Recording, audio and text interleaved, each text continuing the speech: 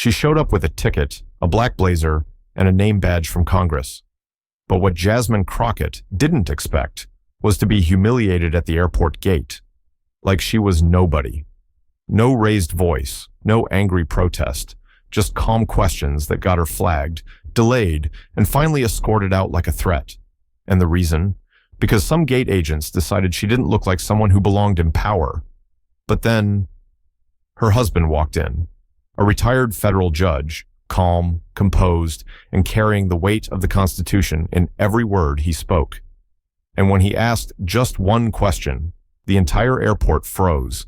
If you've ever seen someone punished just for standing tall, hit like, subscribe, and drop a comment. Have you ever been treated unfairly just for asking why? The morning Jasmine Crockett arrived at Dallas Love Field wasn't supposed to be complicated. No press, no politics. Just a woman trying to make it to her cousin's funeral on time.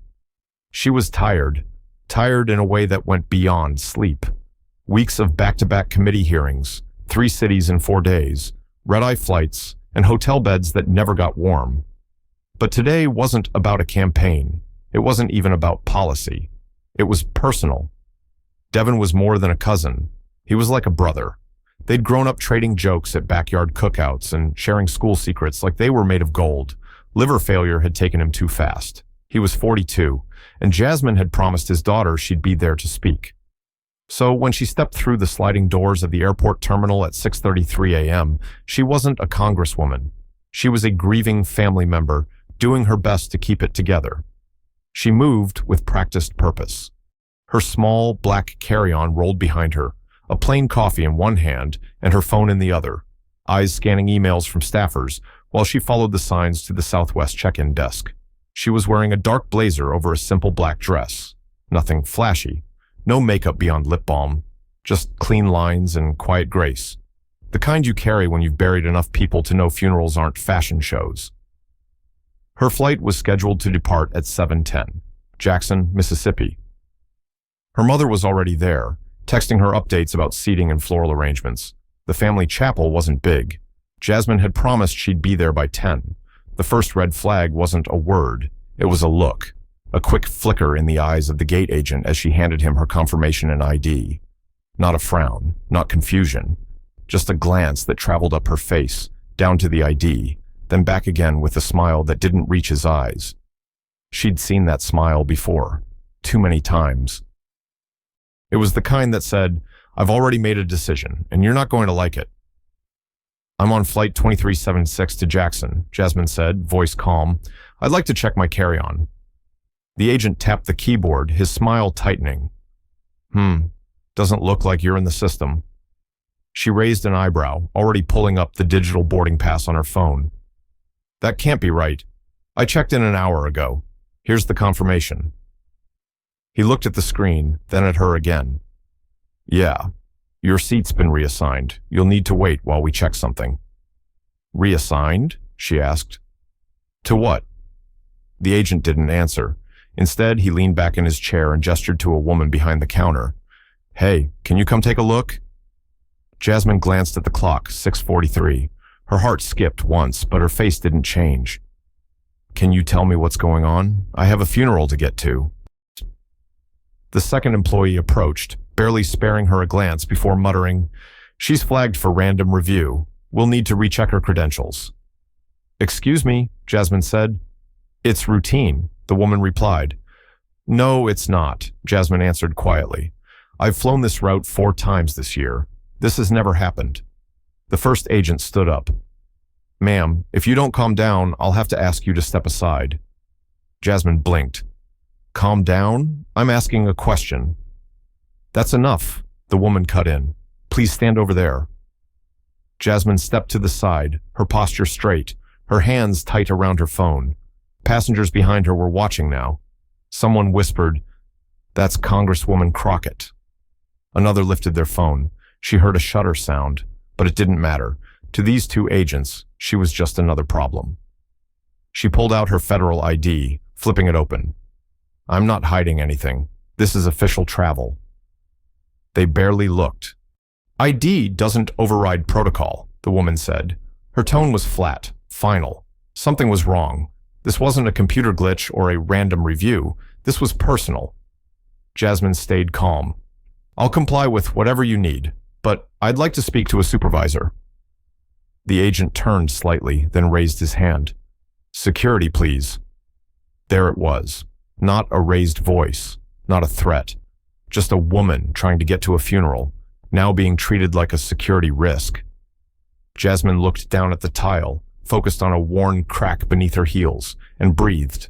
The TSA officers arrived 2 minutes later, one tall, one short, both serious. Ma'am, the tall one said, we need you to come with us. For what? Random review. Please don't make this more difficult. Jasmine extended her ID and boarding pass again. This is a legitimate credential. You're detaining a sitting member of Congress. We're not detaining you, the short one replied. We're following procedure.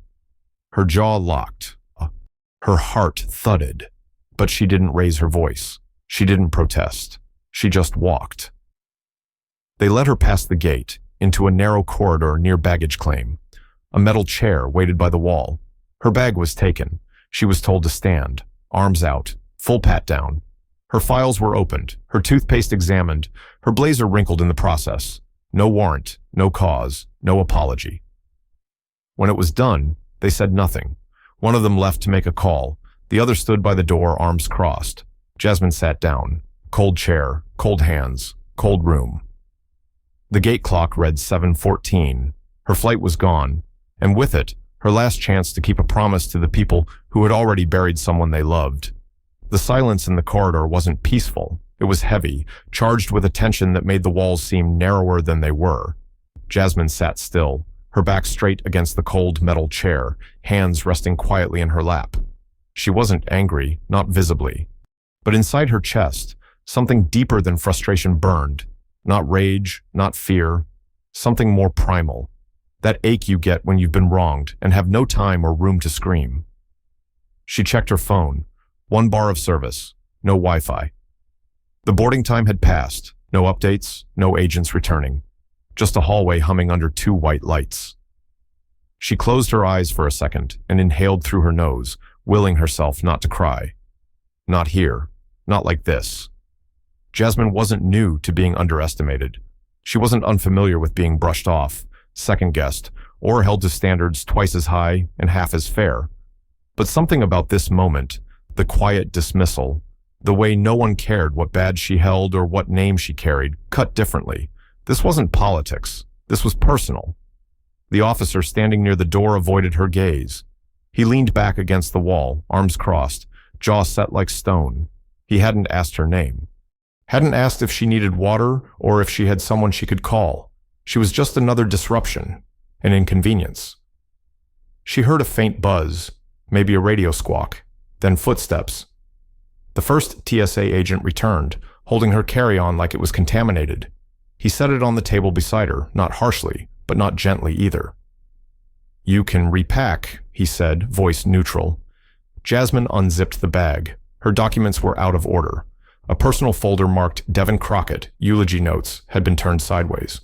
Her small, travel-sized lotion was missing its cap. One of her pens had exploded. She said nothing, just started folding things back into place, slow and quiet. She felt her phone vibrate faintly. One new message from her husband. Franklin, you okay? She stared at the words, then slowly typed back, Jasmine, I missed the flight.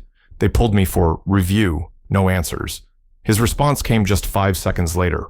Franklin, I'm on my way. She placed the phone face down on the bench beside her and exhaled again. This time, it wasn't steady. It trembled, not from fear, but from something that had been building since the moment that gate agent gave her that look, that quiet, arrogant look. Franklin Rhodes wasn't just her husband. He was a retired federal judge, a man whose name still carried weight in legal circles. Even after leaving the bench, he wasn't loud, he wasn't theatrical. But when he walked into a room, people listened, and he was walking into this one. The TSA officer finally broke his silence. You can go now, he said. They've cleared the review. Too late, Jasmine replied, standing slowly. Flight's gone. He didn't answer, didn't apologize, just stepped aside as she rolled her carry-on toward the end of the hallway. At 7:36 a.m., the sliding doors at the end of the terminal opened. Jasmine stopped just short of them, her blazer rumpled, her blouse sticking slightly at the back from the tension sweat that had gathered. And there he was, Franklin, in his dark overcoat and maroon scarf, walking with calm fury. He didn't speak at first. His eyes scanned her, then the hallway, then the agents. His brow furrowed, not with confusion, with clarity. "Are you okay?" he asked. Jasmine nodded once. "They said it was random. I asked why. They escalated. They called security." He turned to the closest agent. "Who's in charge here?" The agent shifted his weight. "Sir, may I ask who you are?" "I'm Franklin Rhodes, retired federal judge, Ninth Circuit, and this is my wife." The silence that followed didn't last long, but it was loud. Franklin stepped forward, not angry, not posturing, just firm. She showed ID. She complied. She asked a question, and she was treated like a threat. "I want to speak to your supervisor, now." One of the agents turned on his radio and mumbled into it. The others stayed where they were, uncertain. Jasmine didn't move. She let him take the lead. Because, for once, she didn't want to be the one explaining. She didn't want to be the one proving. She wanted the silence to finally break, and Franklin knew exactly how to do it. It started as a whisper. Just one phone raised, one tweet posted, one clip of Jasmine walking calmly beside two TSA agents, her face still, her hands unclenched. But within hours, it had become something else. By noon, that clip had been reshared by 3 members of Congress, 2 national journalists, and a retired Navy veteran who simply wrote, "This is what happens when power pretends not to recognize power." The hashtags came fast. Jarksir she deserved. Better. Girachers Gate 22B, Crockett was calm. It wasn't just outrage, it was recognition. People saw something in Jasmine's restraint, Franklin's precision, the cold hallway filled with stammering apologies and too late explanations, and they remembered their own moments, when their voice hadn't been heard, when their badge or name or uniform wasn't enough, when they asked a simple question and paid for it like it was a crime.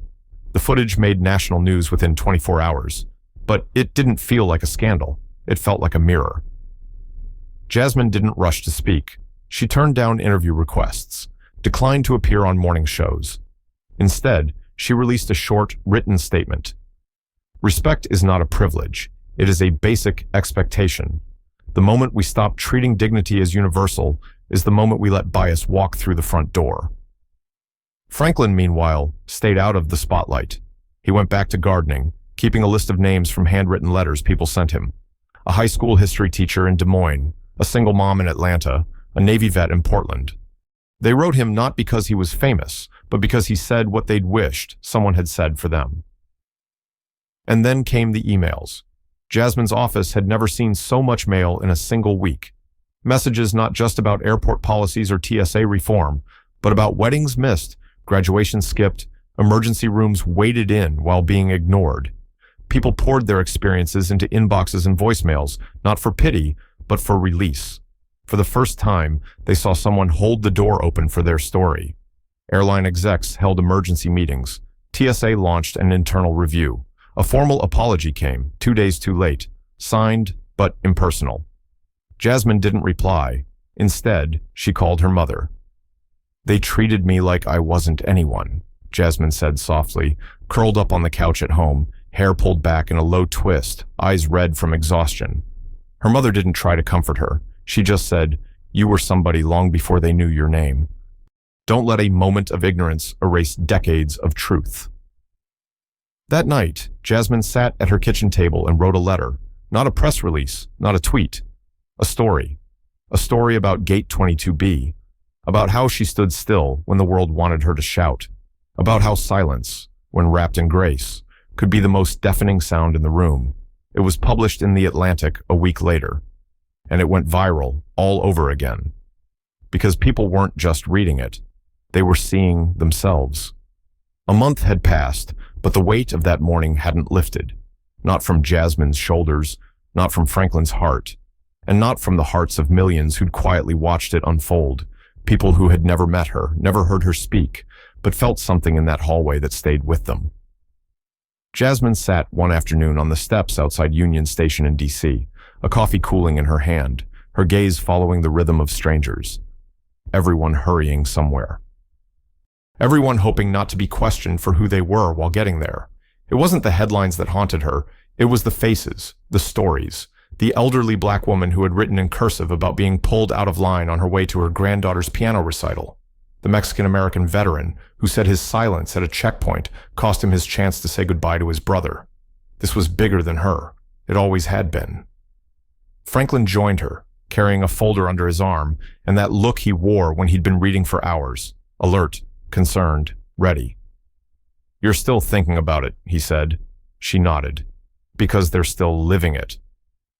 Jasmine didn't want the world to remember her for a viral moment.